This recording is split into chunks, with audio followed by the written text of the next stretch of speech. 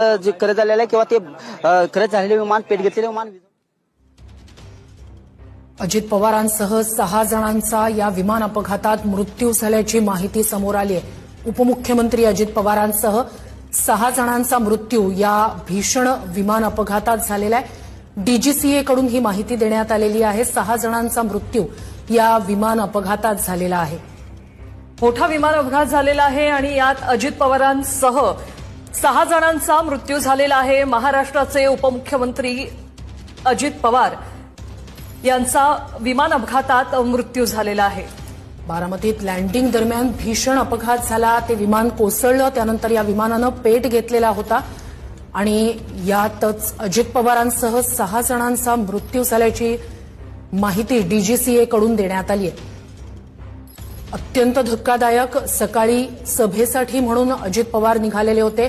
मुंबईहून ज्या विमानानं ते छोट्या विमानानं जे नेहमी प्रवास करत असतात तशाच स्वरूपाचं हे छोटं विमान होतं। मात्र बारामतीत लँडिंग दरम्यान अजित पवारांच्या या विमानाला भीषण अपघात झाला। लँडिंग दरम्यान विमानतळा शेजारीच हे विमान कोसळलं।